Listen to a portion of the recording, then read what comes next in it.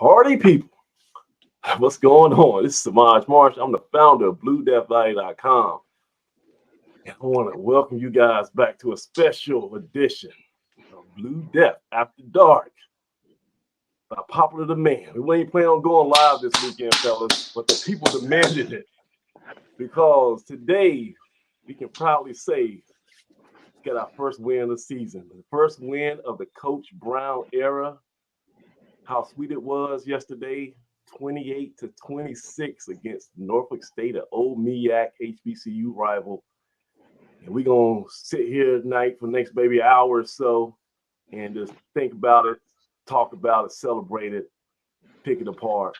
And we want to hear from you guys. It's going to be a live show. We want to have you guys join the show and give your comments and everything. Let me introduce my co-host who's going to help me out tonight. First up, former A&T wide receiver and a Greensboro native, my man Dougie Fresh Brown. What's going on, Doug? Hey, what's up, guys? It's a great day in Aggieland. It's a great day in Aggieland. Hey, it's a great day in Aggieland. Yes, sir. I can't get Craig tomorrow. Tomorrow the press conference is going to be extra lit. Yeah, no question. I want to see the Undertaker. How's that first game, that first win exuberance? How they glow all over his body. I want to see how he comes out there tomorrow. chest sticking out a little bit more than usual. And of course, the man in the middle always speaks in fact. He don't talk riddles. He was the commandeer of the bus trip up to Norfolk State. 2 buses full of AAF members. Drove up to Norfolk yesterday. Had a great time. Was loud and proud behind the A&T bench. He's the current president of the Greensboro chapter of AAF and my right-hand man, Craig Turner. What's going on, Craig? Hey, it's a great, like Doug said, it's a great day in Aggieland today. Slept real well last night. Slept real well for the first time in 4 tries. I slept real good last night. Man, like I said, I was on the highway. Had my 2 boys and one of their buddies, family friends. I had three teenagers in the back seat, man, and we drove up on the wind. I thought about it, man, I ain't got nothing to do on Saturday. Let me drive up there. So it was a little impromptu guys trip. Rode up to was that 68, 58? What's that highway? Yeah. 60. What's it, 64? 64, something I don't know what it is. Yeah, something like that. I don't know. It's a long stretch, I tell you, but it feels a lot better coming back home with W in your pocket. Absolutely. The other way. And actually, Dougie, man, I gotta tell you, man, it's been one of the best sports weeks of my life, man. This Friday night, my oldest son scores the game-winning touchdown, 17 seconds left. You know, gets his team an important conference win. A&T gets off the schneid, get a big time CAA win on Saturday. My Houston Astros with 2 games out of first when the weekend started. Today we clinched the American League West for the 6th straight year. And of course, them damn Dallas Cowboys just beat the brakes off with Dougie's New England Patriots, my Lord. Oh man, I know you feeling bad over there, and your Yankees lost about a month ago. Y'all was eliminated about a month ago, Craig. So, well, I'm not a Yankee fan. I'm a Braves guy. I'm talking about Doug. Doug's a Yankee fan. Hey. Well, obviously, but you got Saturday, Doug. You got Saturday. I got Saturday, and I'm wearing my lucky cap that I pulled out on Saturday. It worked, so I have no clue why you got on that ugly hat tonight, but come on. It's all right. It's all right. It's football season where we from, Craig. The Yankees ain't in this football season, so we'll let him have his moment. But it's all about the Aggies this weekend. It's all about that. Yeah, don't worry about it. The Astros ain't gonna be around long playoff time. Come on, now. Finish chips, man. Put some respect on that name. But listen, we gotta put some respect on that Coach Brown's name because Coach Brown, he's persevered. He was steady Eddie at the press conference. Everybody was like, "Why are you still talking about it's been a great day in Aggieland? Ain't you frustrated? Ain't you panicking? What's wrong, Coach Brown? You should be, firing people." Like I said, you should be you. That was all on you. you should just take everything you worked on this whole off season, throw it away, and start from scratch. But to his credit, he had a plan, and his troops executed. I thought, 28-26, the game was not that close, right? We knocked down a 2-point conversion, and then we did one of those old Celebration Bowl drives where we just got the ball and didn't give it back to them to run out the clock, a couple first downs. Douglas, you weren't at the game, but damn it sure you was bothering me every 10 minutes, calling me on my phone. Was. Dougie, what were your thoughts from your couch? How did you view everything yesterday? Well, I'm gonna challenge one of your points. The game was close. Says my heart and all the horse Aggie fans that rode back on the bus with Craig. Right, there was a bunch of yelling all the way to the end, and I think Coach even highlighted that in this post game speech that hey, sometimes it ain't pretty, but in the end, the biggest stat of the day was the W that went in the column. So I'm proud of those guys, man. We're gonna have to start doing a where we went right segment or something like that, because a lot of the stuff that happened yesterday was stuff that we talked about on the show last week and things that we were looking for the team to do and the staff to do, and they came out and were able to take care of business on Saturday. So huge win. Kudos to the guys.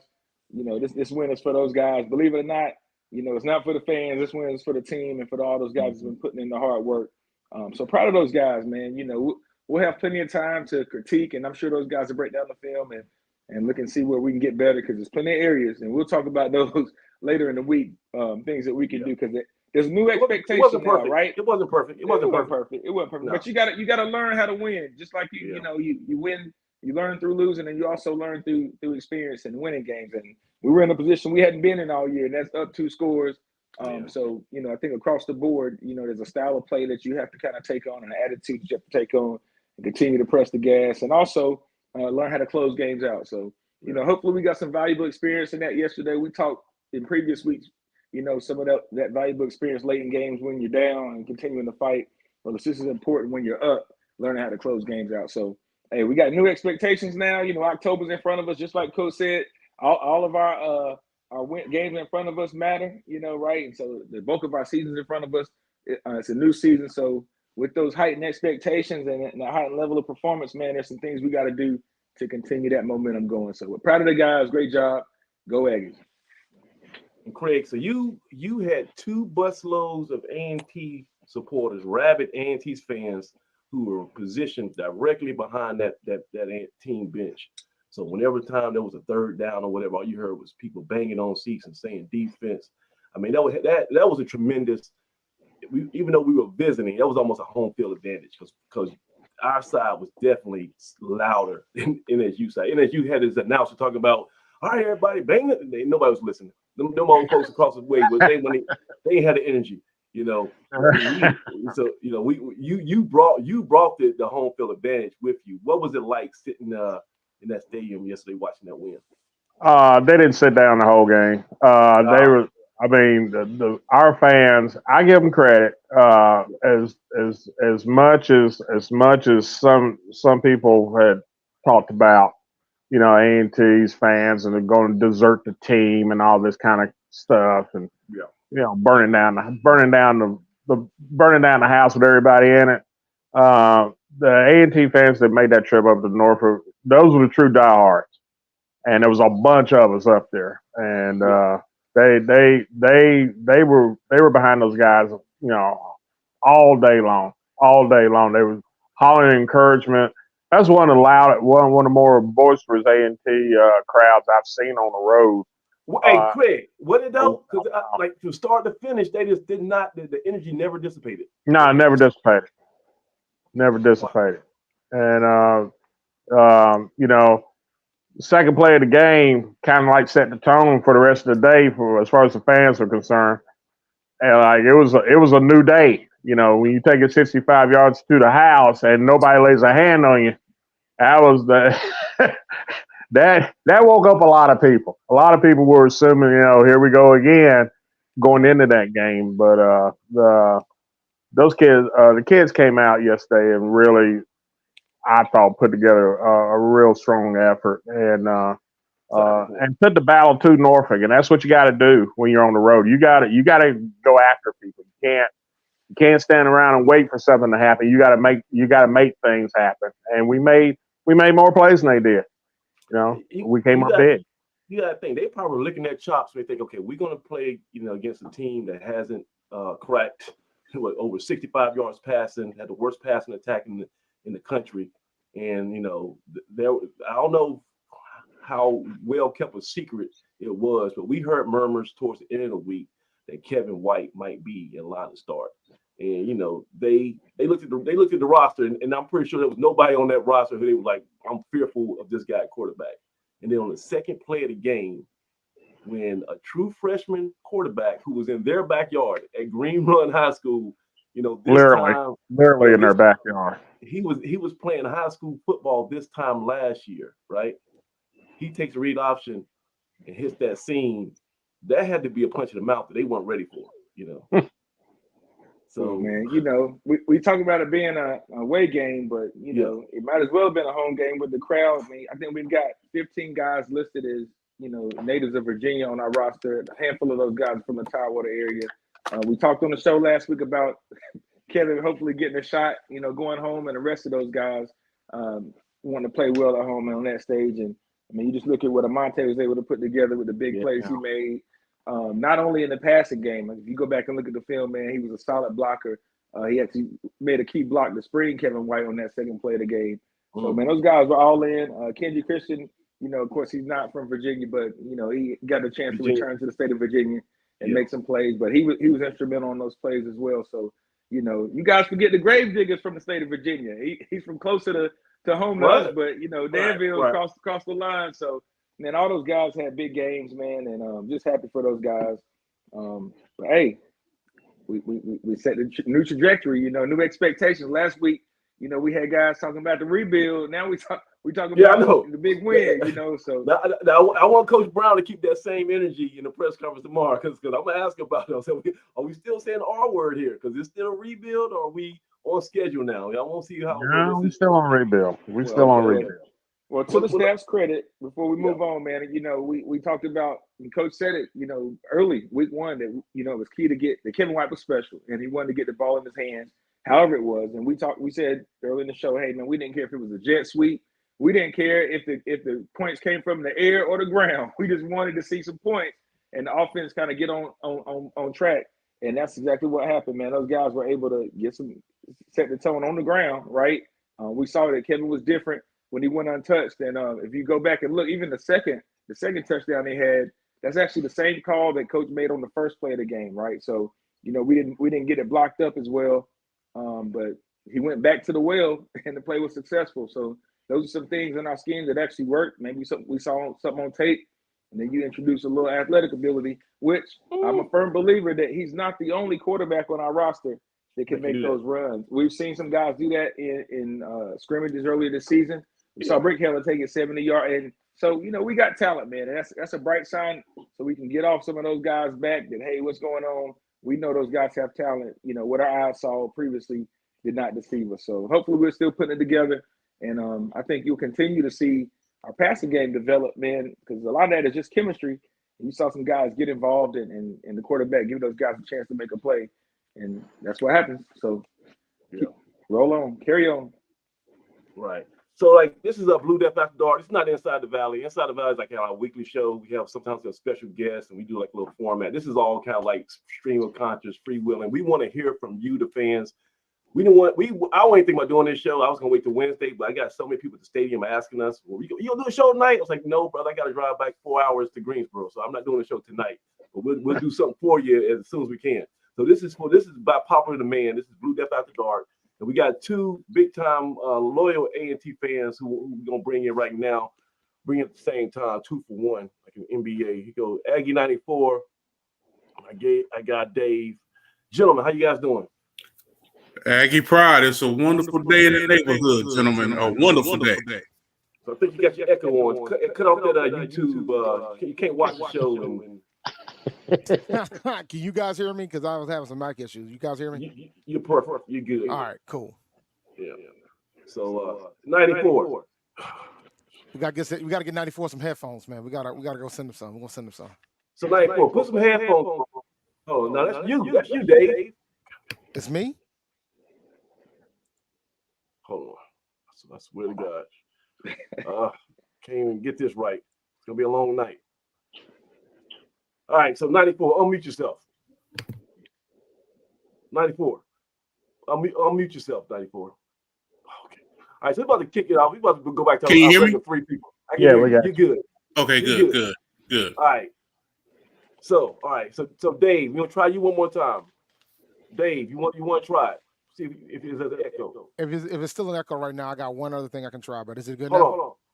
Yeah, I can hear myself. So yeah. So, mute yourself again. I'll bring you back in a second. It's some Astros out in space. Riveting TV. All right, 94.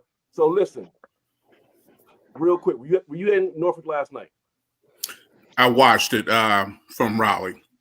You watched it from Raleigh. Okay, so were you going crazy on the TV screen when everything was transpiring? What were your thoughts of that game yesterday? I mean, like I said, a whole range of emotions, but at the end of the day, a win is a win, and we can put the rest now that the sky's falling and everything.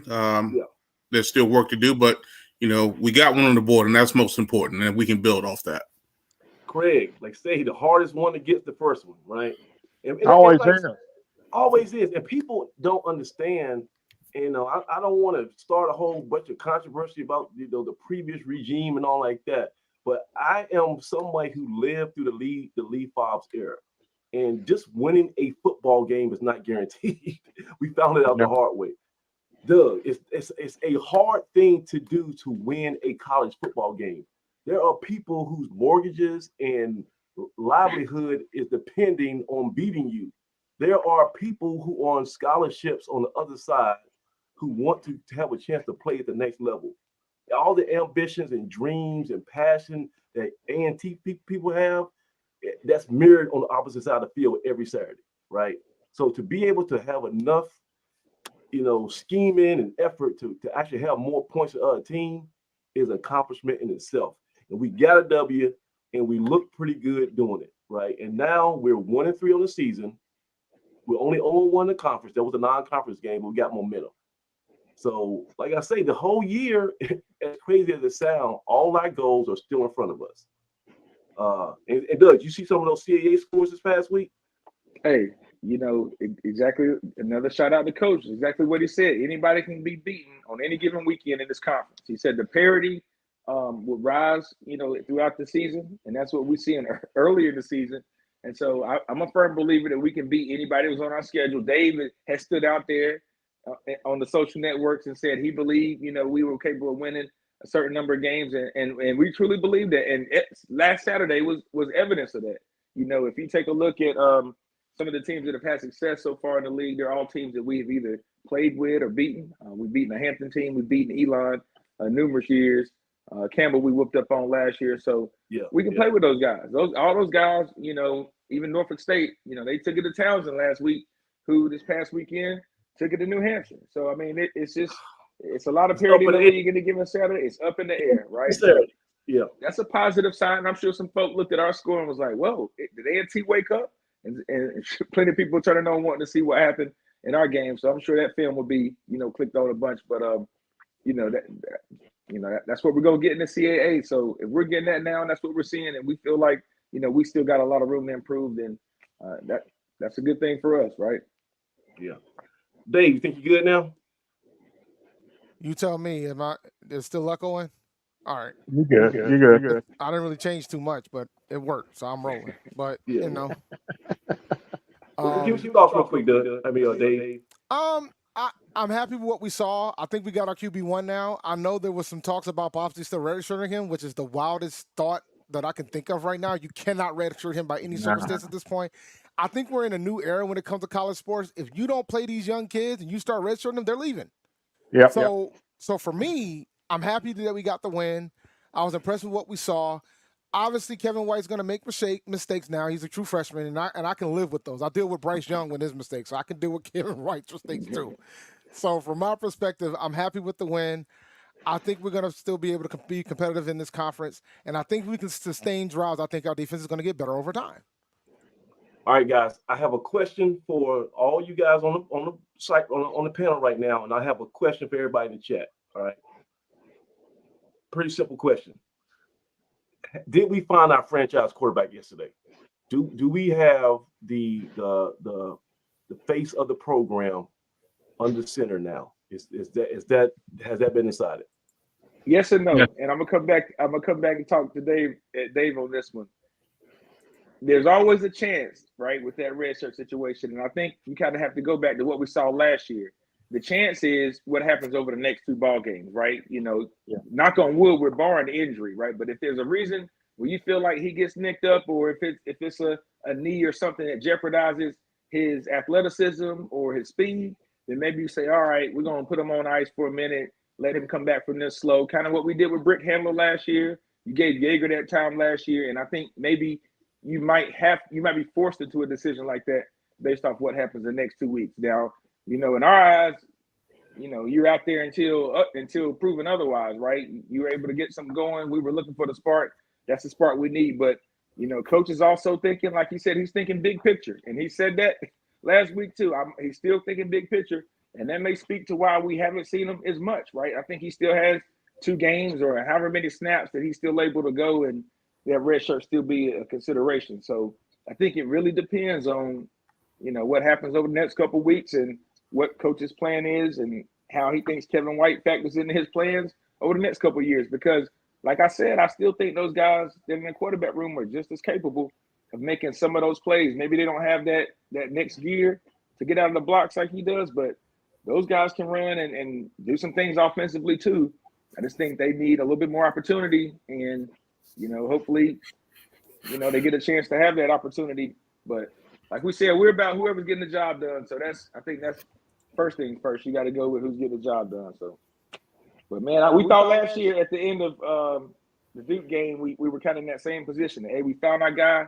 Ricky's about to turn it loose, and a drive and a half later, things changed, right? And Mr. Fowler came back up to the forefront, right? But I'm saying, No, I'm with you. Yeah. My question is,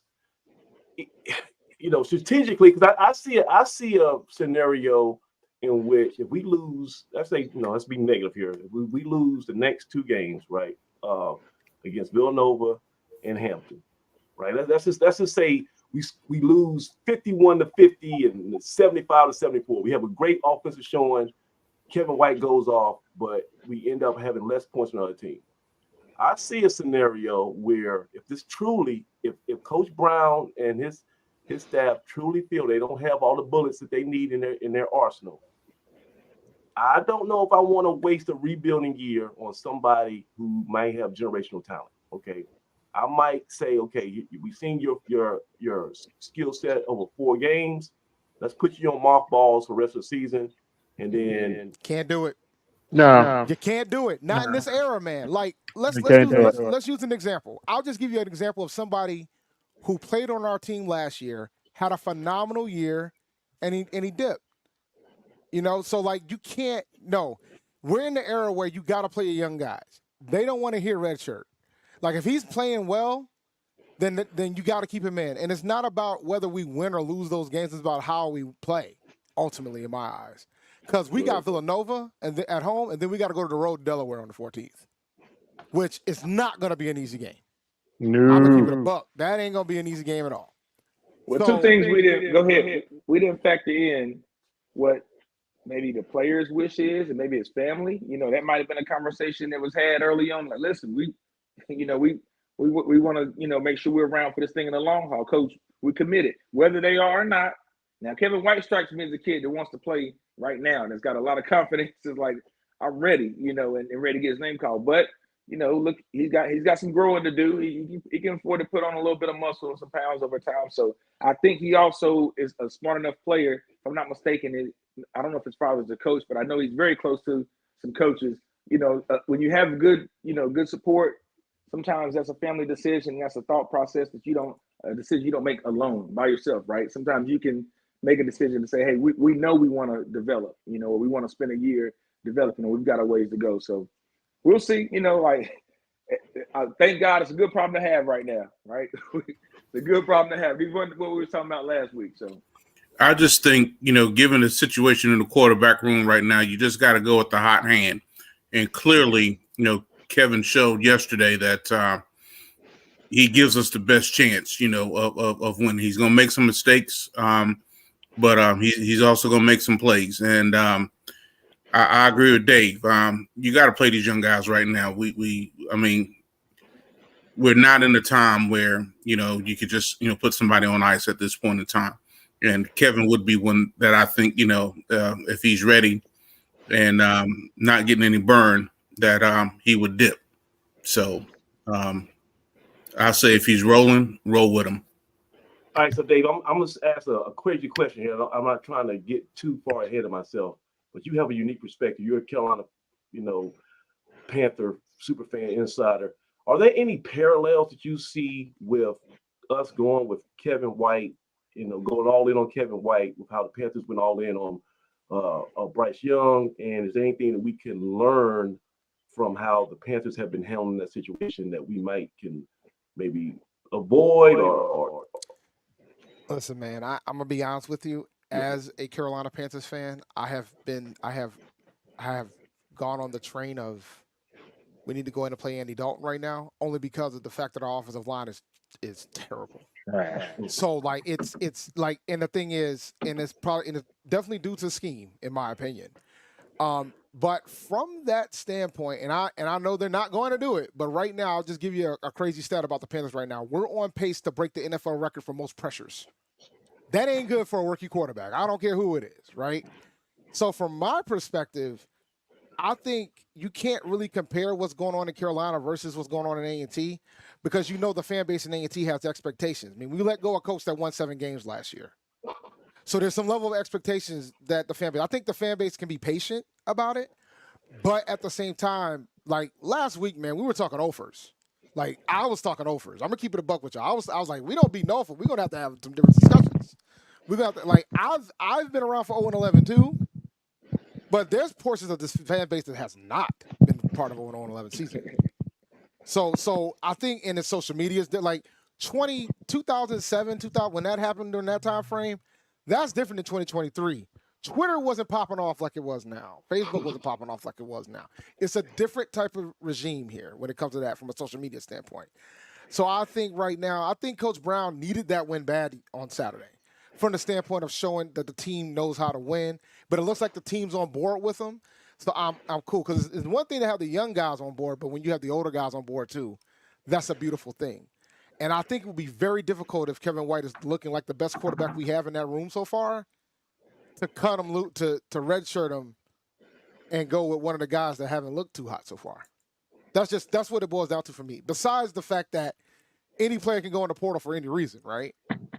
Like any player can go in the portal for any reason. Oh, I ain't played long enough, I'm going in the portal. So like you never know when it comes to that.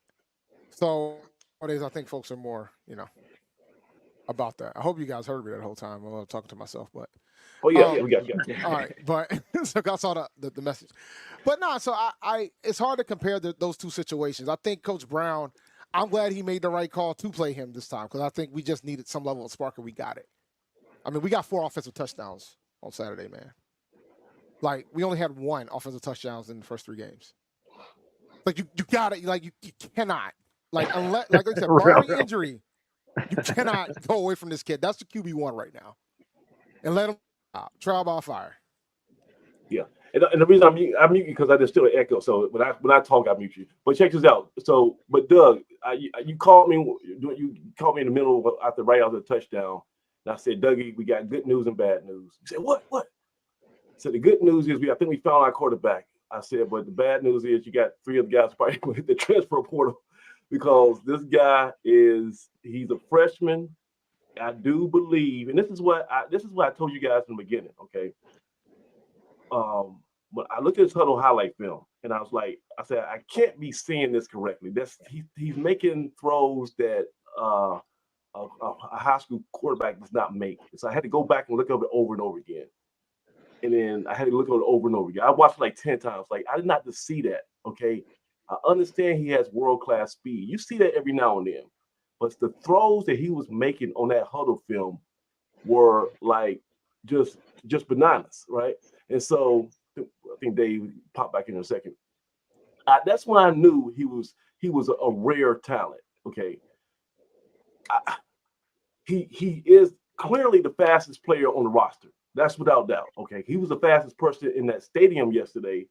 And newsflash, he was probably the fastest football player in the state of Virginia. Okay, he was a finalist for like the 100-meter state championship. Okay, and he has the most arms talent. He has the biggest arm of anybody.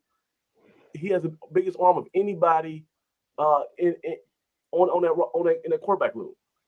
So I'm telling you, he's always, if you put the metrics up, the answer is always going to be Kevin White. I mean, you know, you always have people, you know, get injured, all that kind of stuff. But I'm just thinking for the next 4 years, that the ball is going to be handed to Kevin White. You know, that's the way I see it.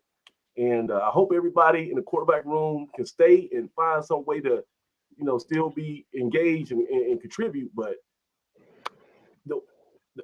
if I'm looking from an objective perspective, this has now become the Kevin White show. Am I crazy here? Aggie 94, am I crazy? Is this not the Kevin White show from here on out? Not at all. And, you know, I've probably been one of only a few that have been behind Yeager. And I still believe in him, and I believe in all of them. But clearly yesterday, what we saw was somebody that just on pure talent alone is what we need. And I think yesterday, too, and this is something I think a lot of people need to really think about. We got to see yesterday what Coach Young is trying to get accomplished with our offense. We were able to see it yesterday. And they're just trying to, you know, work not only horizontally, but vertically, as we hear Coach Brown talk about. But we got to see it. Who was it that made the catch? Real quick. Go ahead. That sound you heard in the background, that was Doug Brown rolling his eyelids in his head real loud. But because me and Doug Brown are not sold on the fact that Chris Young still, or let me speak for myself. I still have some reservations. Let me say that I have some reservations from what I saw in that game yesterday. I'm not sure that we are doing the most to help out our young quarterback. I'm not saying it was picture perfect, Samaj. I'm just saying I got to see what he's attempting to do. Yeah, like we saw what we wanted to. We saw what I think he's been trying to do for the first 4 games. Thanks, Dave. We finally saw it, right? Now, whether you agree this is the way we should go, that's a whole separate discussion. Now, you can compare that with Carolina right now. Right, now, that's a good comparison. Now, that is a good comparison about offensive schemes versus what you had prior. Now, that's a fair comparison. Okay. But from the standpoint of, I think it looks like he finally got a quarterback to do what he's trying to do. So that's more reason why you got to stick to Kevin White. I just don't, and the way I say that, and by the way, whatever you did, they fixed the echoes. I figured it out. I know what happened. Right. That's on me. I'll own that one. Craig, the reason I'm nitpicking Craig is because when we had a chance to salt that game away, it was in the third quarter, fourth quarter, we're up by 28 to we're up 16 points. 16. You're up 16, and you're driving the ball. Right. The end of the quarter change, right? You flip the field. Yes. So that, to me, the next play and what happened after that has a lot to do with how we approached or how we ended the third quarter, right? When that horn blows, man, I don't know about you, but if I was on the sideline, I'm going crazy. We're up 2 scores. We got a chance to salt it away. I'm yelling at the guys, hey, let's go, everybody in. We are about to put our focus towards finishing this drive. Well, we walked off the field. We kind of moseyed on over. Maybe had 1 or 2 guys holding up for fourth quarters. Like the mentality of like, let's go put this thing away, right? So our next snap, we had a little miscommunication. Well, not miscommunication. We had a snap that we had a little fire on it, a little bit high, and looks like the play call, you know, the quarterback was going to have to do some things, you know, ball handling wise, slipped through his hands. Kenji Christian picked it up and was able to gain a little bit of yards, right, to get some of that lost yardage back. Ran the ball on second down, and third down was the tip pass interception, right? So I think you have to, with young guys, you have to continue to reset their focus. You have to continue to talk to them. And you have to have kind of a system in place of how you manage timeouts, how you attack the field, right? When I'm calling timeout, I need everybody to hustle over. We're running over because we don't have time to waste. We got valuable information we need to share, right? We don't have time just to kind of mosey on over and pick our nose or kind of whatever else is going on. When we take the field after a change and a timeout, change in possession, we need to be hustling out. We may be able to catch the defense off guard. They may not be prepared. They may have to call a timeout.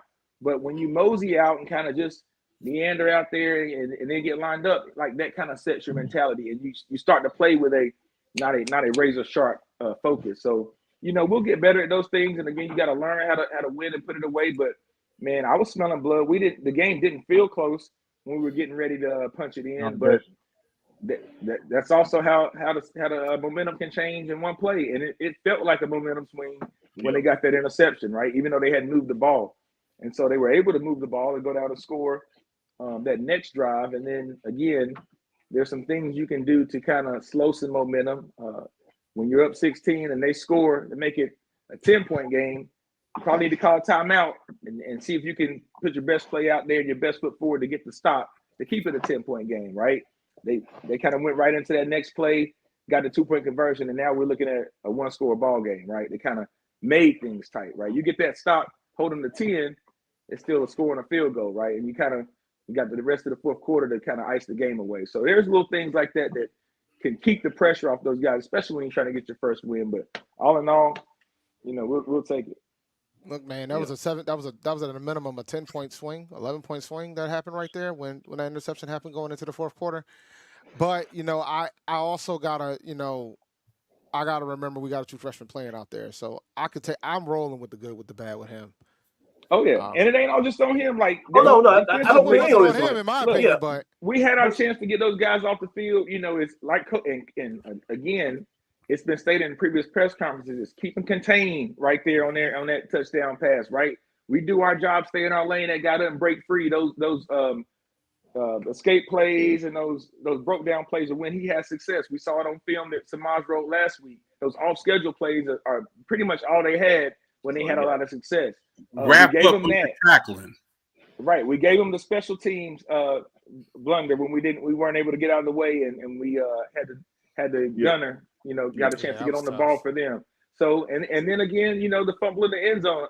I'm not, like you said, I can deal with Kevin White's the ball going through his hand right there. It was, his third snap, but I will say that football's a humbling game and Kevin's an electric player, but that same right hand that he put in the air, celebrating going into the end zone, is the same right hand that ball slipped through and cost your team not 3 points, but 5 points, right? When they were able to get 2 and 3. So he'll learn those things that, we always say that ball bounces funny ways, and it was down there around the goal line and some fumbles we had a chance to get on. But, I'm glad we were able to persevere through that adversity. That builds character. And those guys continue to get better and do the right things, play it and play out. Because, you got to keep the team first. So that's all I'm going to say on that this week. And we're going to keep it positive. Can we give a shout out to BJ Turner tonight? Oh, my God, yes. He should be CAA's Defensive Player of the Year, man. No question about it. This week, he should be. 19 tackles, Craig. Craig, 19 tackles. Give me 2 pass breakups. Huge pass breakups. Hey, Craig, we might have to call up our friend of the show, BJ Little, and have him do a scout report on his namesake, because that guy brought back.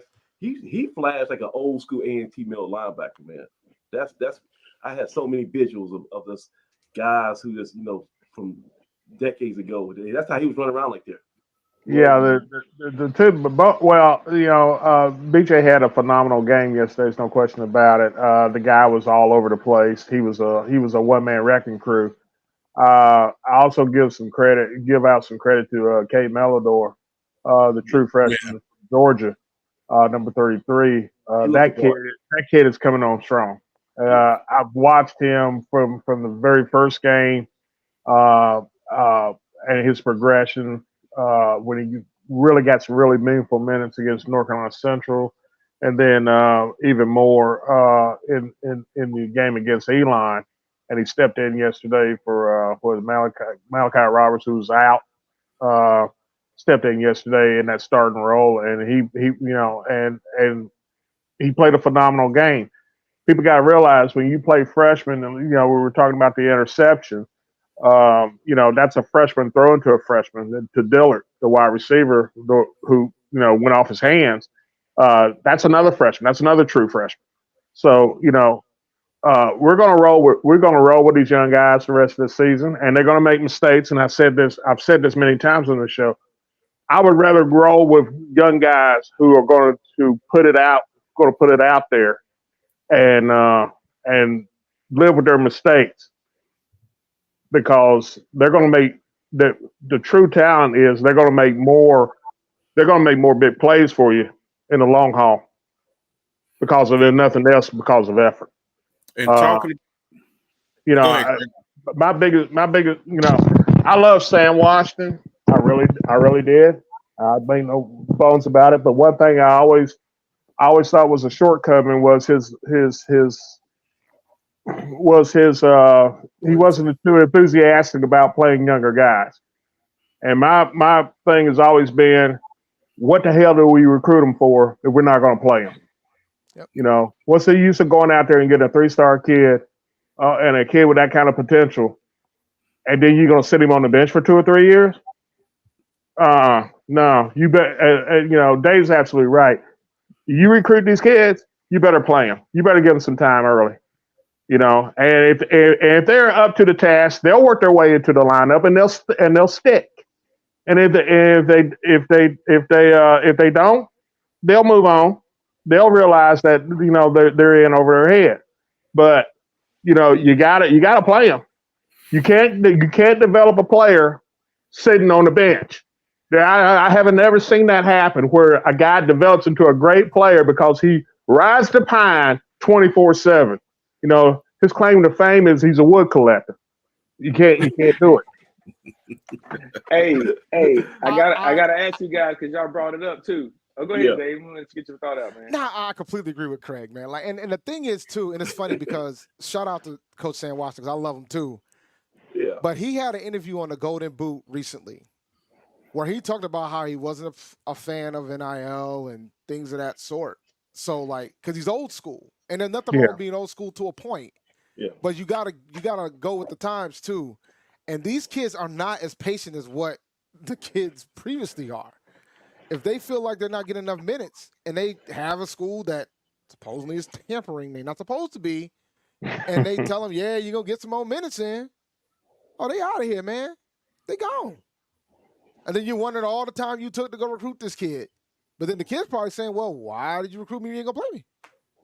Well, I got to give a nod to all the kids, including Kevin White and a bunch of the VA boys, and even our transfers in, those guys who committed early and stayed through the coaching change, right? They were committed to the school. Yes, so sir. we said those VA boys, we're on record saying the VA boys were going to be an integral part to what we do in the future and turning that page. And some of those old guys are still here, and some of the new guys were instrumental too. But we talked last week. We named groups. I asked you guys which position groups you thought were going to be key. And who did I say was my key group?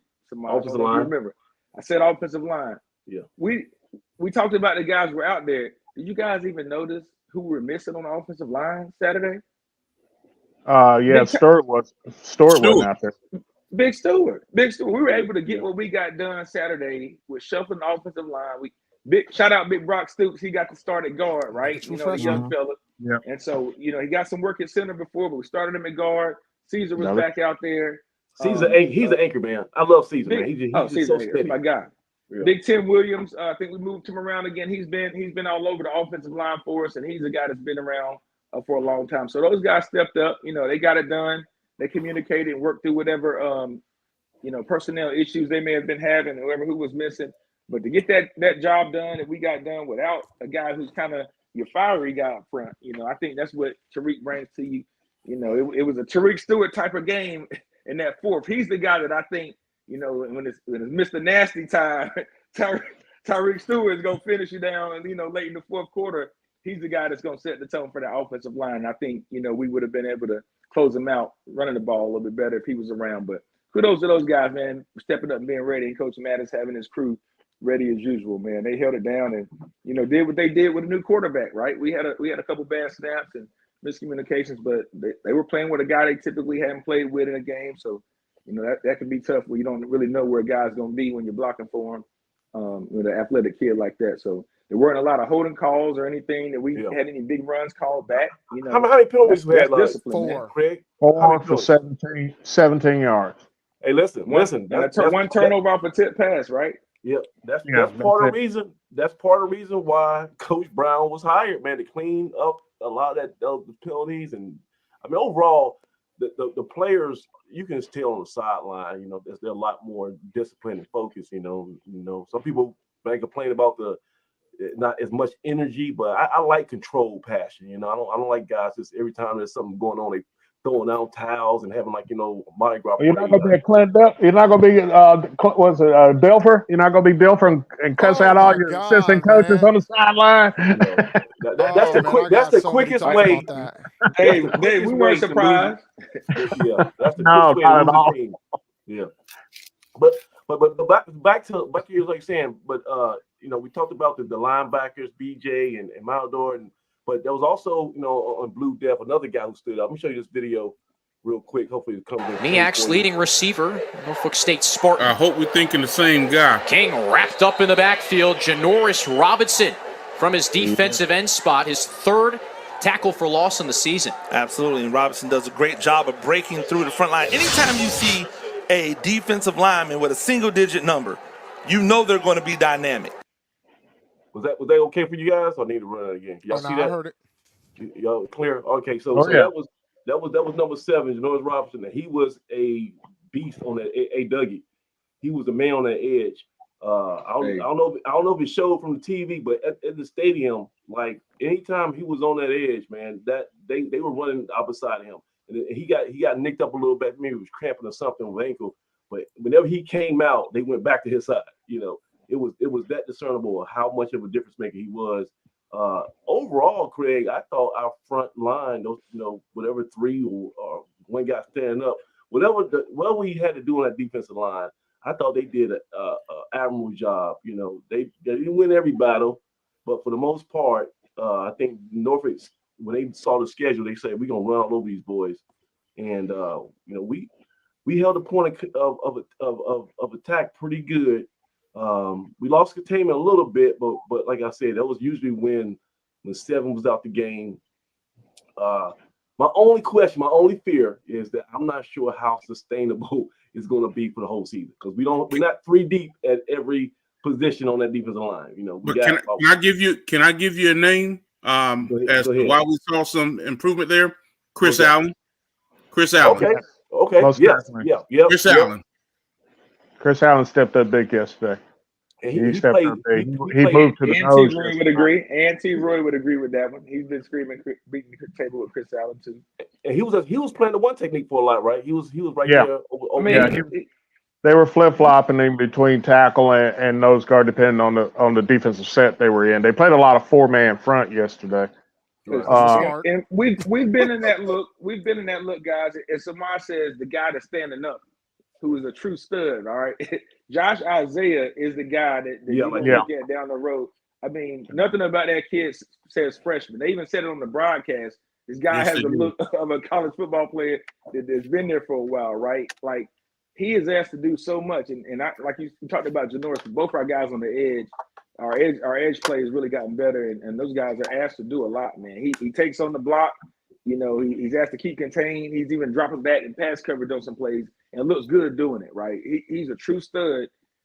He's the guy that is a key part of what we're trying to do with our scheme. So, you know, we get a guy like that to keep playing and continue to build around him and put some bodies in place to match kind of his athleticism and what BJ and those guys are doing.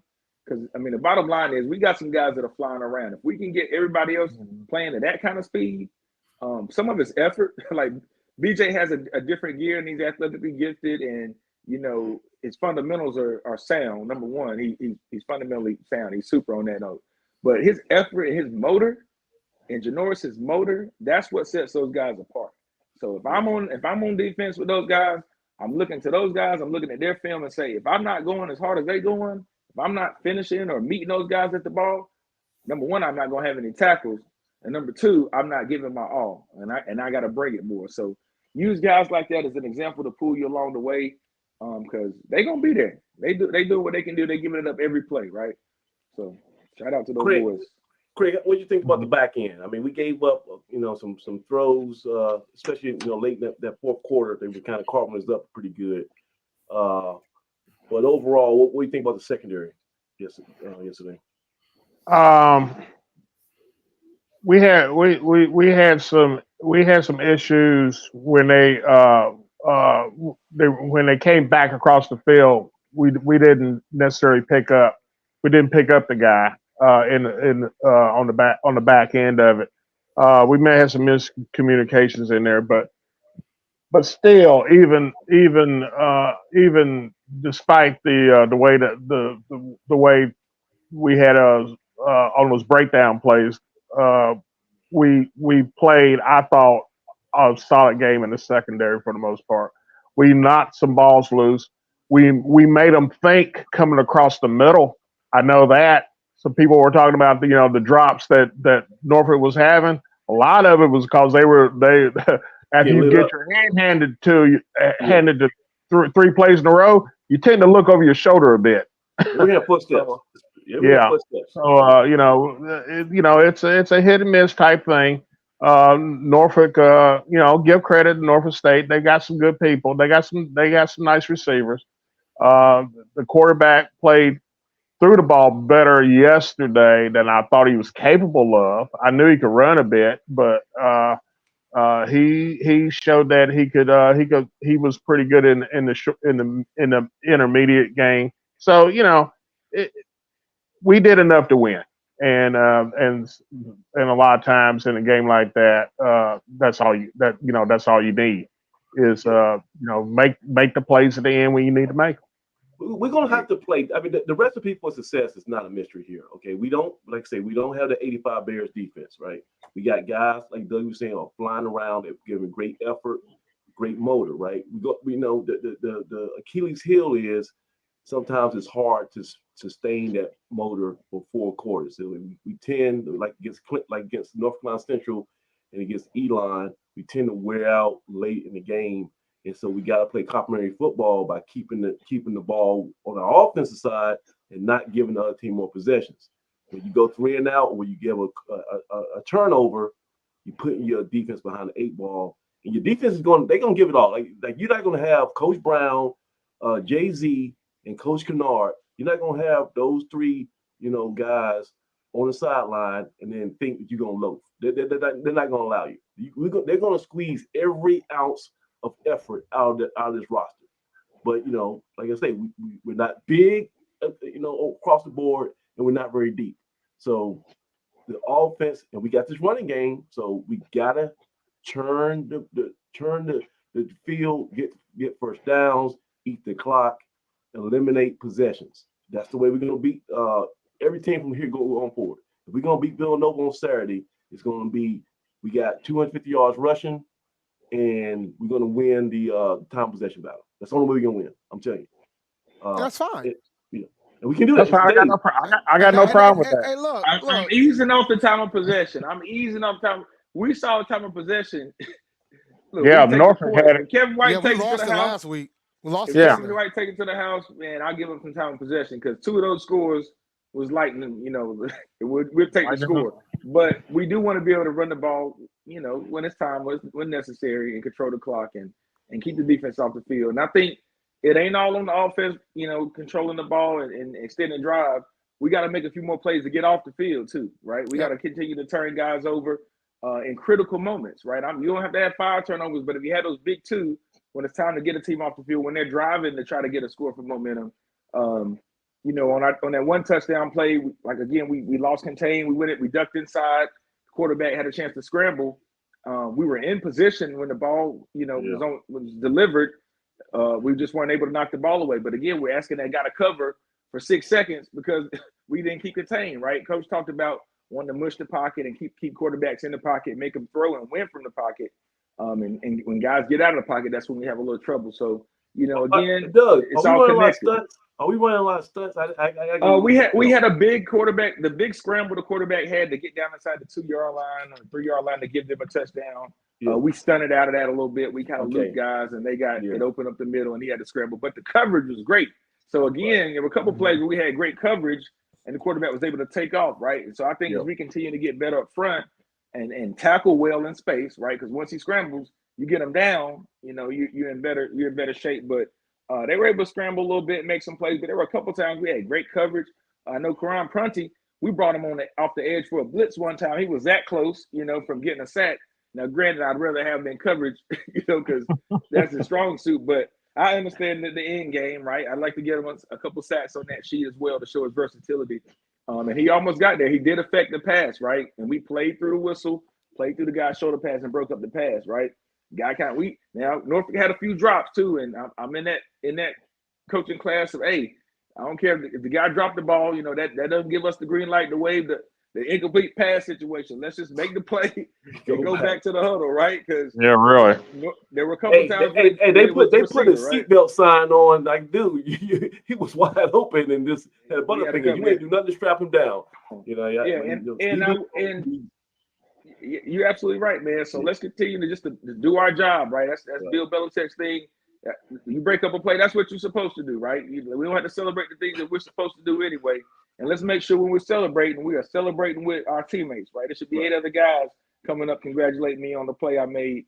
B.J. Turner had the tip pass, his second tip pass after his 19th tackle, and he's celebrating by himself, right? Man, you're supposed to be all over that guy. He's playing his heart out, and you got to support guys in that manner. But we'll get better at those things, man. Those things you learn on the path to success and the path to victory. So, but man, those guys got it done Saturday, man. I ain't gonna take nothing away from them. All right, so this is Blue Death After Dark, fan feedback show. We're just gonna kind of flow a little bit here for probably 25, 30 minutes. We're not gonna be here too long tonight. But guys, if you want to join the show and get your thoughts in here, there's the link is in the chat. The link is on Twitter. The link is on the ANC fan forum. I'll put it back up there again if I need it. But unless you was kind of in witness protection and come out of hiding or whatever, A&T won, got their first CAA victory, the first victory period of the season, 28-26. They kind of withstood a furious comeback in the fourth quarter by Norfolk State.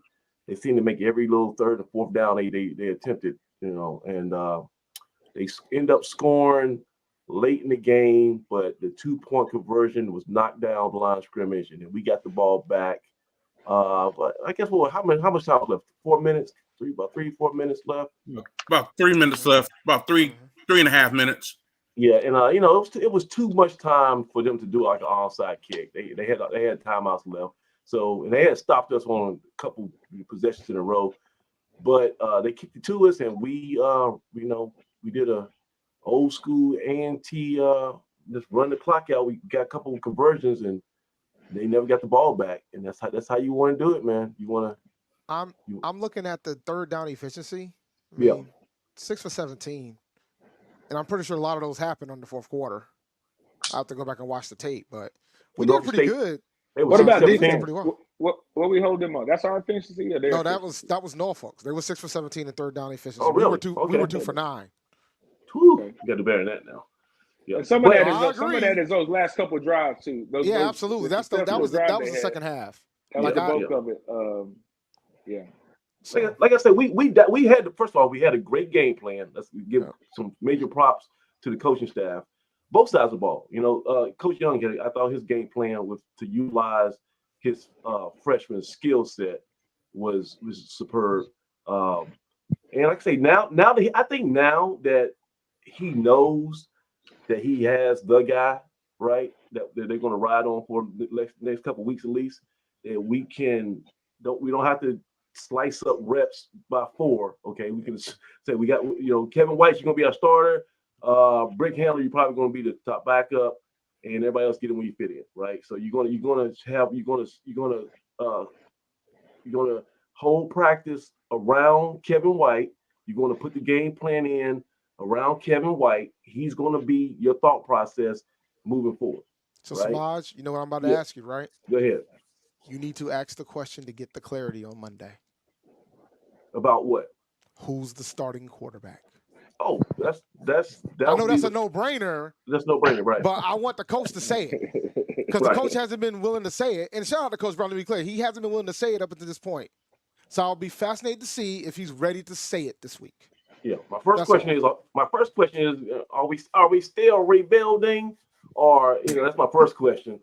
And the second question is, who have you found your starter? Because we've been playing, we're picking names out of the hat for like the first 3 weeks of the season. Go ahead and give Brown the answers to the test, man. He listening tonight. He gonna be ready before you come next. You know what? You do got to give him a lot of credit, man. He was locked in Saturday, man. I always watch.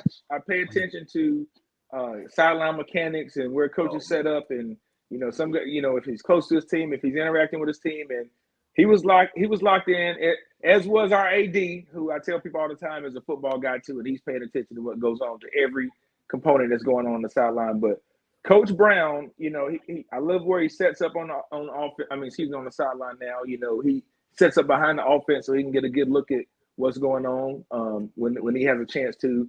And then Coach Z is on the other side with the defense, so they're kind of bookending that thing so they can get all eyes on all 22 guys and get some good perspectives on the field. We talked about the timeouts and when we utilize them. Did we take too many to the house? Should we have called more? First of all, we should never. I'm talking about this. This has to be a mechanical thing on the sideline, right? I hate seeing us get called for delay a game. You got time. Either you make a decision, we just take the 5 yards, but it should be no surprise. There got to be somebody on the side. We got 15 different analysts on the website. Somebody's got in charge of clock management to say, "Coach, call timeout. About to expire." I hate seeing that. I do too. And to that point, that came up twice in the game after the second quarter or so. But when I went back and looked at the tape, and that's why we look at the tape. You go back and look at the first quarter. I think it may have been the second drive we had.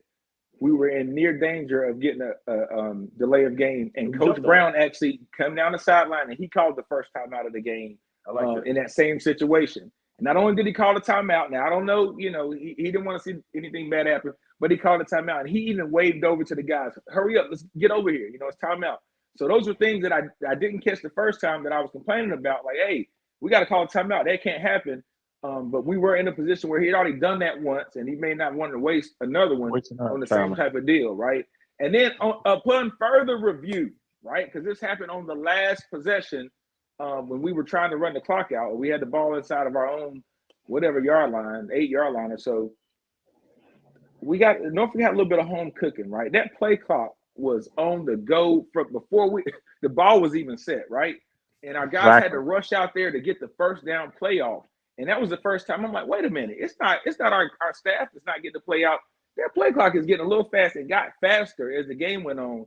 So if you go back and look at the game on that last possession, our guys are jogging out on the field and we're getting ready to get set up. And there's like 12 seconds on the play clock, which it hadn't been that much time. I'm watching the broadcast and I knew it wasn't that much time before they set the clock. And you didn't even hear the whistle blow yet. So, the referees didn't do anything to correct it. They had a couple mishaps during the game, but you kind of got to roll with it. And that's just another piece of adversity that we had to battle our way through, right? Because that could have changed the outcome of the game. You have a bad first down call. We'd already had some trouble inside of our own, backed up against our own goal line earlier.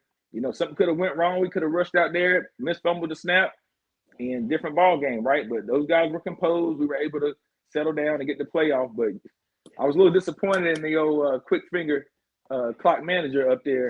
That was something else we had to battle through. But one more thing about Kevin White and our quarterbacks, man. Yeah. The wind didn't seem to affect his quarterback play at all. I mean, I know we didn't have a ton of pass yards, but the rocket launcher. I told you he has a rocket launcher, man. There was an 11 mile an hour, 11, 12 steady crosswind coming across that stadium. I told you the breeze is gonna be coming off the water up there, regardless of what the forecast is. It's always gonna be that muggy, breezy, misty day somehow. And you can see it on the tape. You can see the wind blowing off the guys' jerseys and shirts and everything else. But it didn't seem to bother him, right? He still put the ball in good places for our guys, and they made plays when they needed to. So it didn't affect the kicking game much. I know we had one punt and they kind of sailed through the end zone, but Brickhouse was solid. Gave us some good field position. So it's got to be a concert, right? It takes everybody. But kudos for the A&T playing through those conditions, man. And Kevin, like you said, was right at home in that old Virginia Beach weather. So let me show some real quick highlights here before we get out of here. First, I was with my crew walking up through Norfolk State's campus, and I got to the game probably about right after kickoff. So I actually missed this in person, man. But here's the first touchdown for. They'll spread it out a lot. Fake the give, and plenty of space for White, streaking down the middle of the field. There's that 100-meter speed, Kevin White. Gone. Now, I'm gonna tell you right now, man. Like, listen. Gone. I don't think people understand like what having that on your roster, it's like a program shifting type of talent, because you can do so much. I mean, really, you know how like you say if you got like a crazy passing game, you're never out of it. Right.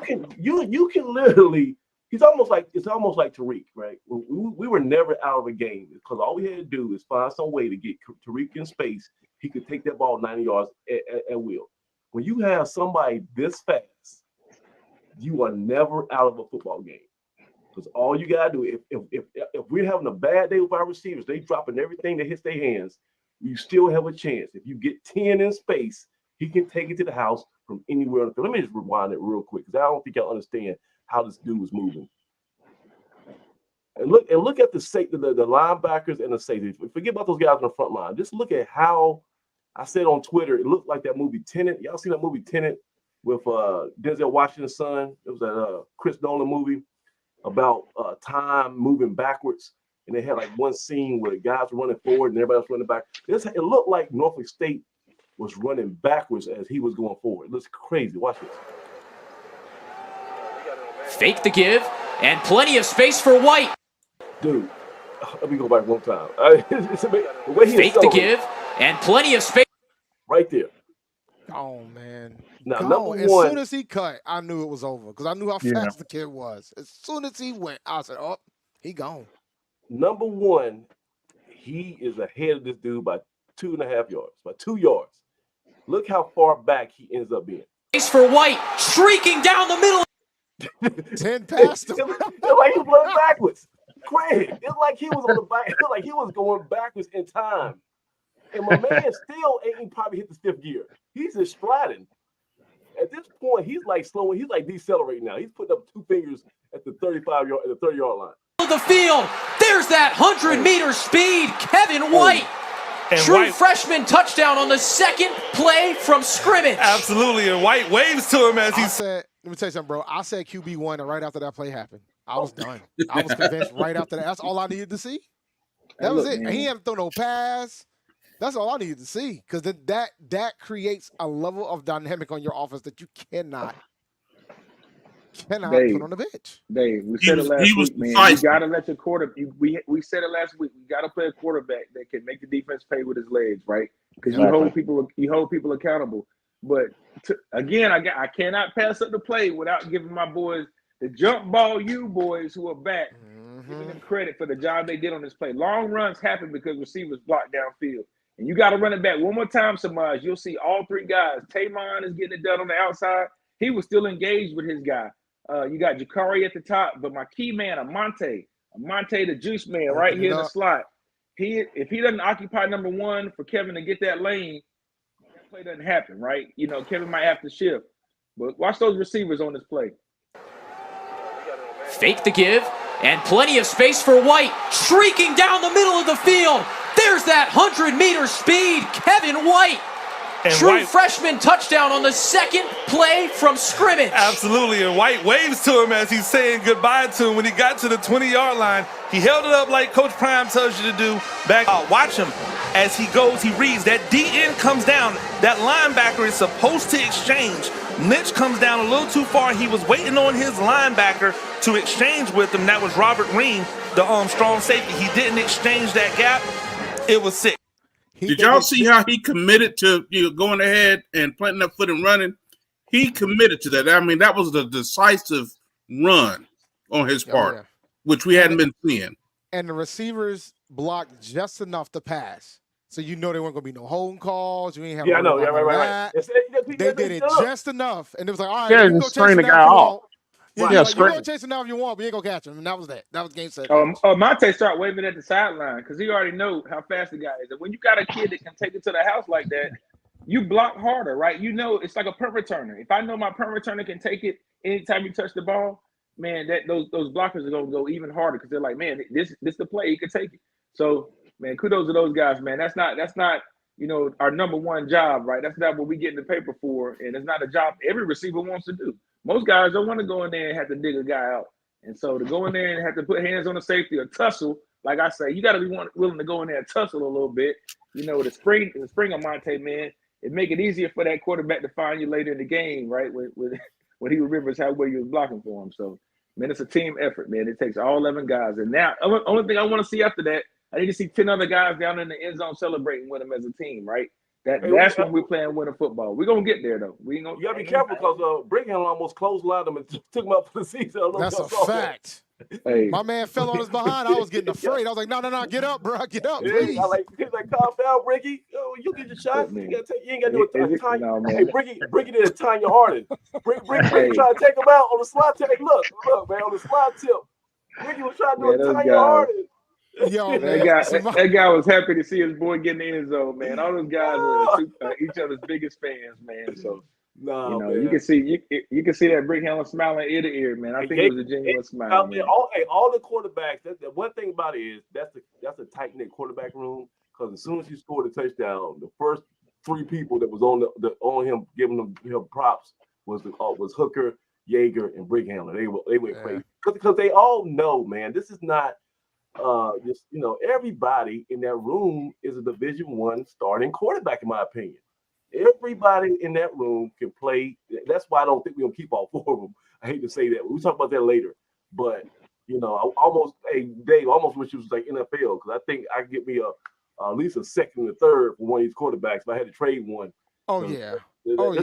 I mean, it's a good situation to have, but then you just got to ask yourself the question of, all right, we know maybe at least one is going to go. I mean, you got players going into the portal now. You know what I'm saying? You got players red shirting, letting folks know that I'm going to get a medical red shirt after 4 games, and everybody already thinking, all right, this man probably going to hit this portal once the season is. So like you got to play your guys. And you just hope for the best, and the guy that you decide to roll with sticks around. And if you play him, odds are high he probably will. Unless somebody slide in some money. Like at that point, that's a whole different discussion. So before I was even able to get in my seat, we were up 7-0. I had to ask the people around me what the hell happened because I saw A&T was going crazy, and we're not no first this season so far. We haven't been a first quarter scoring team, and so I was at the Morgan State Yale game looking for an HBCU touchdown, and that was the first one I saw. Because Morgan State only scored 3 points against Yale. Well, we found out that the Kevin White experience was not a fluke a little bit later. Here's our second scoring drive. To Amonte Jones. Actually, our third. Jet sweep give to Tamon Cook around the edge. First carry for the graduate student today. And see, and like you say, this is where I think 9-4 you talk about kind of getting to the mindset of Chris Young or what, in the perfect world, what he's trying to do. I think he understands we're more of a running team than we are passing, and we do have a lot of weapons. We do have some speed, on this roster. Let's find some creative ways to get the ball in their hands. I don't care how fast they are if they ain't got the football. Okay, don't tell me somebody running 4-3 and I never see it. Okay. So he did on that first play, he did a jet sweep to Tamon, got 6 good yards on there. And then let's go ahead and let's lean on this running game. We got Dougie, you said the most important unit that you want to see was offensive line. That's I said in preseason, me and Craig said in preseason, offensive line was one of the strengths of this team. We got veterans. That's one of the places that we got quality depth. We have quality depth at the offensive line. So let's lean on these guys. That's fine. You don't have to have this 5 or 6 running plays. You can have an exotic running system. Okay. So here's Chris Young doing his due on this drive. We know that's an emphasis for North Carolina A&T. He's known for his speed and quickness in the slot right now. White to throw. Pressure in the pocket, and he's sacked. Now I include that play because I wanted to show you some of the way his perseverance. He took that sack, and I want to see how he bounced back. They show pressure on third down, only rush 3. White has time, rips it over the middle, complete at the sticks. 1st and 10 from the 40. White with Christian as the lead blocker. Kevin White around the edge, tripped up, he's still going. White, race to the pylon, he's there. So he has 2 plays after getting a sack. He goes ahead and get that first down, nice pass, and then he does what only he can do, 10 from the 40. White with Christian as the lead blocker. Look, Kevin White around the edge, tripped up, he's still over the middle. Say again now. Hey, I had to give another shout out to Lawrence LeGrone. Now again, this is the same play we ran. We ran this play the first play of the game, which shows you what our mentality was. So we ran on the first play of the game. He scored on the second play. We went back to that play later in the game, and again, you just saw he scored on it. But was watching Lawrence LeGrone. He annihilated the guy in front of him. And then one other time we ran the play, and Lawrence got tripped up and missed the block. Wasn't able to make the block. I won't say he missed the block. But we had it again later in the game, and we had the schemed up, the blocking scheme the way we wanted it. But if you bust it 2 or 3 out of the 4 times you run it, that's a good percentage. But go back and watch Lawrence, man. He's the one that made the play sticks. Him and Kenji Christian. Right here on this run, on touchdown. He and Kenji Christian. Great effort. So I guess LeGrone is that left guard right now. Oh, you won't miss him when he starts pulling. Yeah, you won't miss him this time. Right. And so is this fair to say this is the same play that we scored the first touchdown on? No, it's the first. It's the play that we ran the first play of the game. Like he got tripped up. Oh, I got you. But it's the same scheme, same play. We went back to it, and that lets you know we saw something there. And we went to it a couple times, and it looked good every time we ran it. 1st and 10 from the 40. Oh, man, hey, when that big number 60 is coming at you, man, that's scary, dude. I don't care who you are. And now he got a little momentum. Whew. How much was he benching on that YouTube video, Craig, when he was in the gym? 500. 520, 530, something like that. 535, I think is what it was. A school bus. School. A Norfolk State Spartan. White with Christian as the lead blocker. Yeah, he flattened that guy. Killed that, man. He flattened him, kept on going. That's like one of those rugs you buy at Bath and Beyond or something. He just stepped on a man's chest and kept on going. It looks even worse from the end zone view, man, when they show it, man. But yeah, he cleared the way. Kevin White around the edge, tripped up, he's still going. White, race to the pylon, he's there. Listen, 2nd touchdown. and watch. Kenji came up there and did his thing too, man. Like I love it. I just love it. That's what it takes, man. That's what it takes. Them guys doing their job. If you like Smash Mouth football, this is like the Mona Lisa right here, man. Let's watch it. All these guys, everybody is engaged. That's perfect form on the outside. We got that guy on the outside locked up. These guys are just moving furniture around. Man, I love it. This is to the boundary, right? It's not a lot of space over there. That's just doing your job and speed. A lot of speed to go with it. Now, number 9, I'm pretty sure he probably has a personal trainer all season. He probably does a lot of squats and speed work in the backyard. He's probably doing everything he can to be as fast as human being as possible. But there's no way in hell that number 9 is going to touch our Kevin White. Christian as he's going to lead blocking right here. Watch the block to Springham. And boom, he hits him right there, and we're off to a races, and we'll be right back after this break. I'm telling you, man, it's just a different dynamic, fellas. Just having that in your back pocket, it's a different dynamic. And we got about 10 more minutes here. Hey, Billy J, what's going on? What's going on, guys? Billy J. What's going on? Hey, Doug, what's going on, Doug? Craig? Dave? How you doing? Hey, Dave, I don't want to, bad day. Bad day for us. Bruh. And I was on Bleacher Report today now to talk about that bad day for 30 minutes. Oh, big time. Hey, bad day. Billy J, I got to change gears real quick, man. Okay, so we got our first conference win of the season, first win of the season, period. First win of Coach Brown era.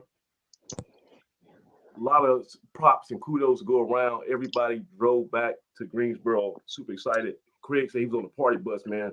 People was just going crazy. They had like strobe lights on the bus, and everybody's just going bananas. I got one of these crazy fans right here.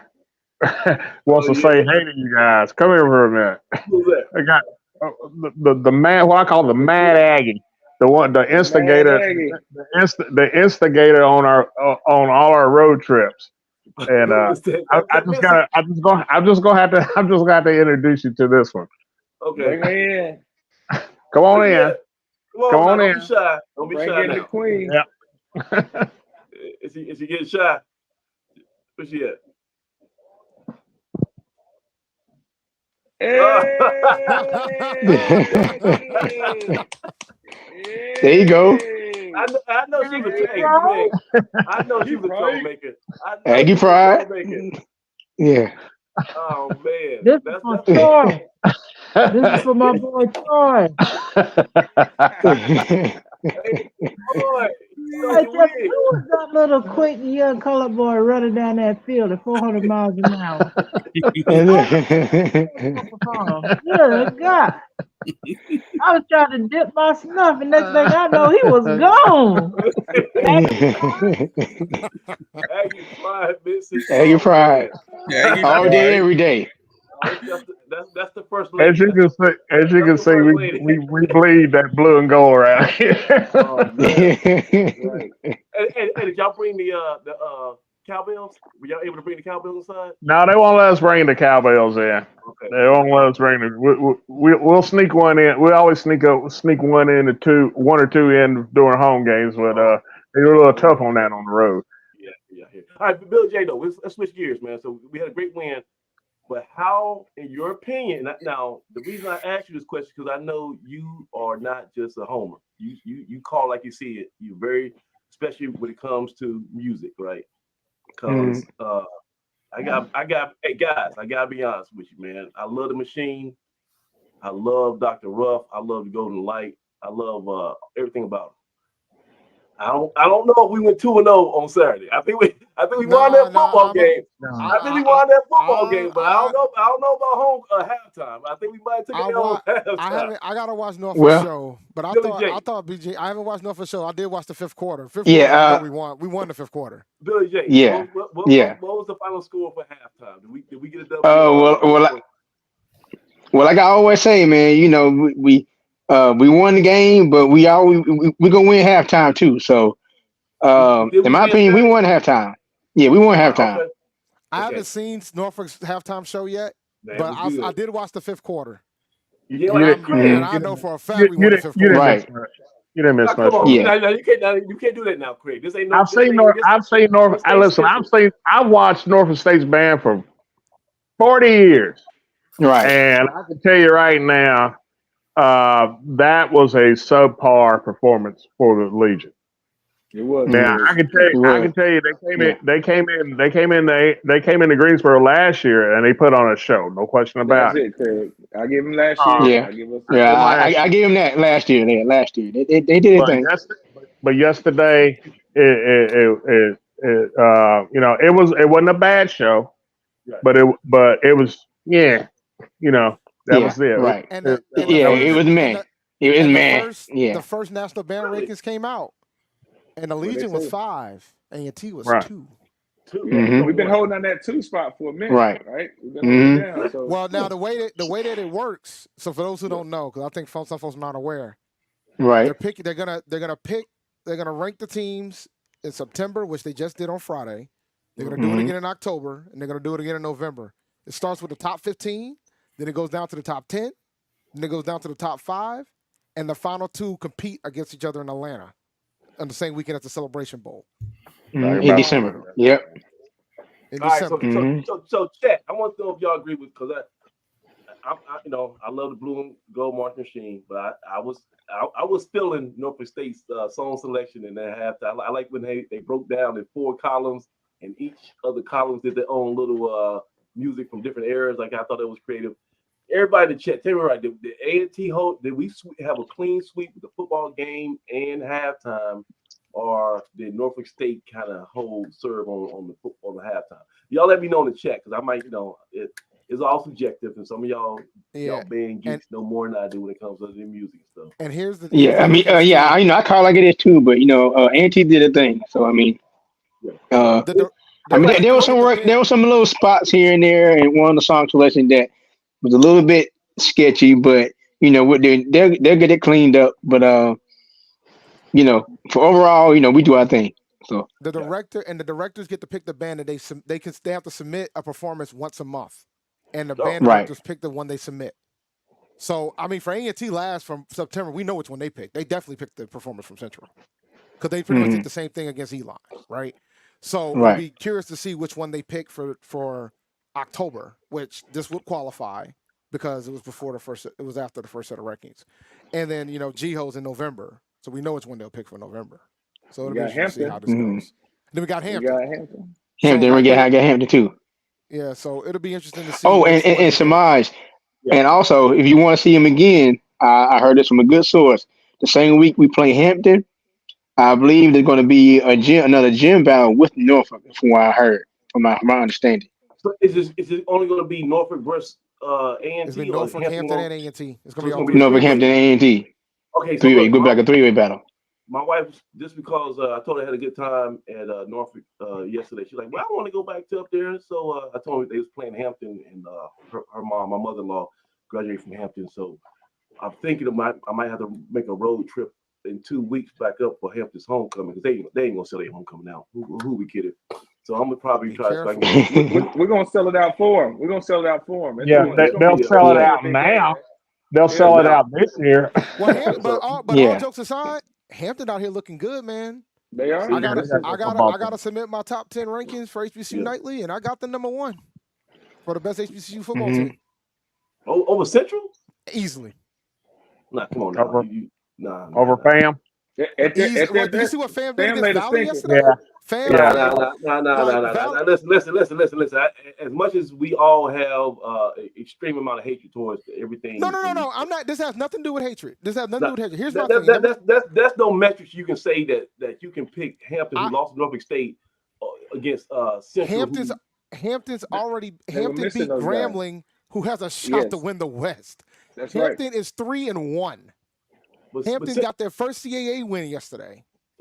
But here's my thing. You got to consider this, man. Now, hear me out. They had all those guys out against Norfolk. And they had all those guys out against Norfolk. And they came back around and beat Howard the following week with all those guys out again. And they got their guys back, and they came up here and beat. They've got their first CAA win. Now, here's the thing about what happened with Central and Campbell. Yeah. Central was ranked the 13th best team in the country. Again, Campbell was unranked. And then they had to have to do a 21-point comeback to win that game. Okay, so look, but let's stop moving goalposts. We got a bunch of people on BlueDevilValley.com who will discredit anything that's MEAC or SWAC, and then the CAA is the worst team in the CAA is 3 touchdowns better than the best team in the MEAC and SWAC. So y'all can't be like rankings matter now. I mean, if you keep it about. Right now, when you talk about the MEAC SWAC challenge, the MEAC CAA challenge right now, because they've played each other all season so far. Right. The record right now is 5-5 between the conferences. They're 5-5. Like Norfolk is 2-1 against the CAA. The only loss they had against CAA was against us yesterday. They were about to go 3-0. Those schools ain't playing Delaware, all right? They're not playing Delaware. This is a new CAA, right? And they're getting beaten, knocked off for kind of regional wins, right? That's what I call them, regional wins. Those teams that you're used to recruiting against and playing against in the backyard. Now, I think Elon is a bigger test for Central. Oh yeah, that game's gonna be lit next week. And let's talk about Campbell. I mean, I ain't gonna spend a lot of time on them, but there's some things within their program. They show a lot of who they are. They have a history of giving up big leads to some schools that I know about. One of them took place on our homecoming, right? Yep. So I have some questions about their ability to finish games, right? They didn't show that they are who they are in the first quarter. A lot of times that happens to them a lot. That tempo. They cannot keep that tempo for 4 quarters. No. That's why when I was watching the game, I was like, Central's gonna come back and beat these boys, man. Because they couldn't keep that pace. Again, I still like what Dave was talking about, who he thinks is the better team. I'm still yet to be impressed with Central's passing game, and that's my argument to when they say he's the best quarterback since sliced bread, that the best dual threat quarterback since sliced bread, is that Right. passing wise, he had a lot of touchdowns, but they were all rushing till they got one at the end, and you were down, 21 points. those scored 21 points, and when they were down, I'm watching the game. That's when I turned on the game, and I'm seeing some of the decisions and calls that Kevin was making. I'm like, it's third and short, and you throw the ball deep downfield. A first down, a score here kind of changes. He kind of puts the team away, right? They just have a history of doing stuff like that. So whoever the buck stops with, that's just kind of who they are. And I think later on in the season, they start to fade and get discouraged. Wins like that are heartbreaking, right? So, they have a few more of those. I don't think they're the same team last game of the season as they were when they were giving Elon a run for their money. So we'll see, man. I think it speaks to your kids for one, and your mentality and kind of your program. So we'll see if they can what they're gonna do about that. We'll leave it at that. I ain't gonna one thing is clear. There was a lot of NFL scouts at that game between Central and Campbell because there was a lot of NFL talent on both teams. So it'll be interesting to see, particularly on Campbell. Campbell got some hog mileage that might make the league. Oh, they got some big boys. So like it's and the quarterbacks, both of them are like, I know how folks feel about Richard, but Malik Williams is legit too. So if you haven't watched the game, I know watching the Dirty Birds is torture, but that was a phenomenal game to watch yesterday. I will say that. I'll give him. But he has these moments where they kind of just lose whatever they're doing. It's like, I don't know, man. Yeah. I think when they see it turn, man, and they can't keep that tempo. When they see it start to turn, and they try to run that tempo again, they're done. Then the defense gets gassed. And then that's it, because that's what I saw when I was watching that game last night. But so look here, guys. We already at about time to close this up. So let's go. This is the final round here. Everybody can get one more parting shot out, and then we're gonna go to bed with a big smile on our face, and then I'll be at the press conference on Monday. So if you guys have any questions, Craig's coming out. The press my schedule finally lets up to where I can make that tomorrow. All right. So I'll be at the press conference on Monday, and if y'all got any questions that y'all afraid to ask, y'all know I ain't afraid to ask nothing. So shoot me something on Twitter or at the A&T message board fan forum, and I'll try to relay any message or any inquiries that you have about the game and everything moving forward. But let's go ahead and wrap this one up, man. So 28-26 was the final score. We withheld a great furious comeback by Norfolk State to hold them off. Now the sky is the limit. We got a chance. We got some momentum. I think we have a few more answers. Billy J, start off, man. How do you feel about where we are right now, and where do we go from here?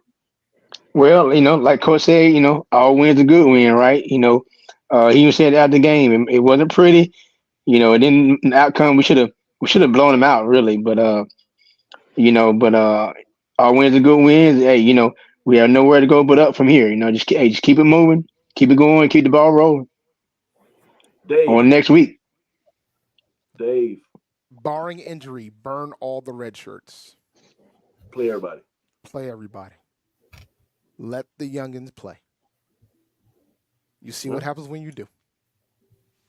And 94. Next week against, all right, go ahead. Got it. Go ahead. You finish your thought. I'm sorry. Next week against Villanova is going to be fascinating because they had a rough loss too. So, they don't look as good as we thought they were.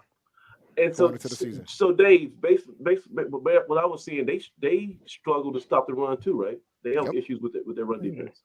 Yep, and they can't run the ball. So we got to be ready for our passing game because they can pass. So it'll be interesting. But we can't see. It's hard to stop the pass if you can't manufacture a pass. Our secondary, I'm gonna keep it a buck. We have a good secondary guy, so I think we can do it. We just got to give some level of pressure to their quarterback. That's what I'm saying. You got manufactured pass rush, but we ain't got to go crazy with it. But we got to get some pressure. Side note, hope Aaron Harris is all right, man. I thought I saw him. We need him. Yeah, not moving around his best towards the end of the game. So hopefully he's good to go, man. He's key. Yeah. 94. What you got, man?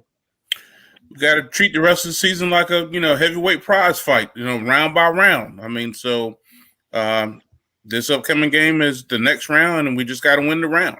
I want to see us just being heavy on the run and take our shots when we get them. As far as Kevin White throwing the ball, but I agree with Dave and I agree with Billy.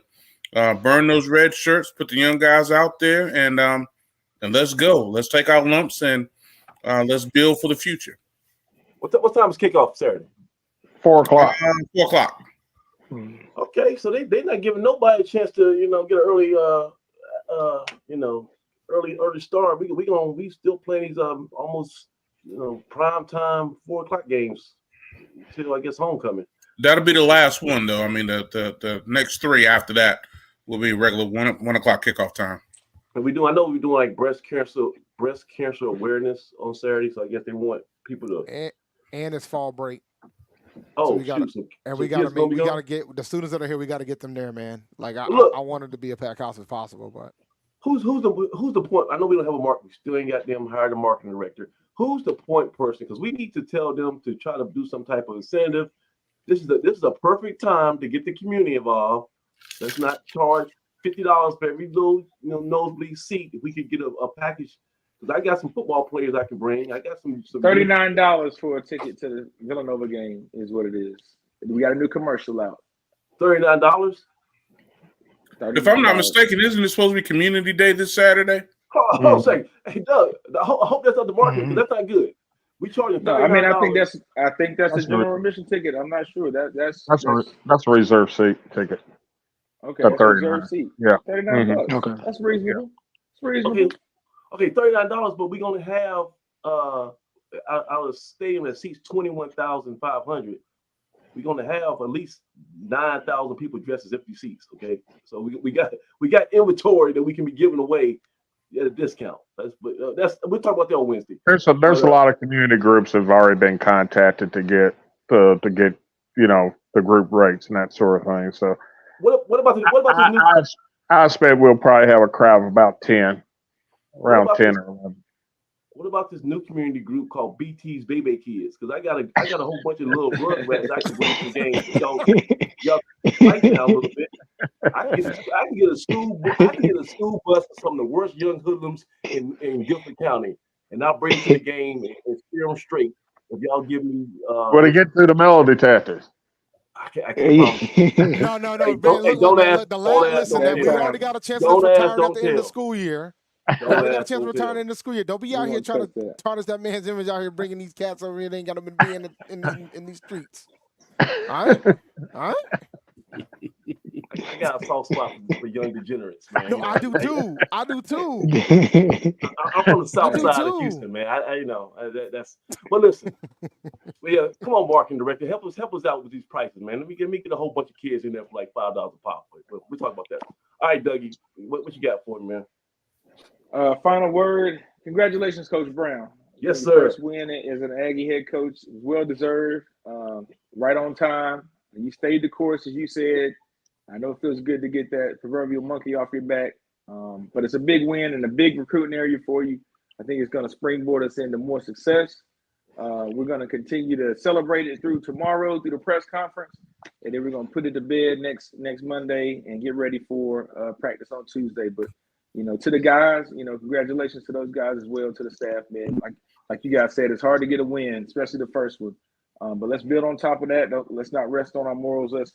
Let's get better every day, every practice. Coach is going to continue to evaluate guys each and every day. So let's just get better, man. It doesn't stop here. It gets harder.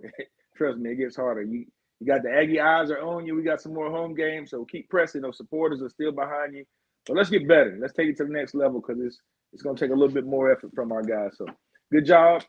On to Villanova. Yes, sir. Man, feels good saying that with a W in your pocket. All right, Mr. President, what we got, man? Well, I want to say congratulations, Coach Brown. I know it's the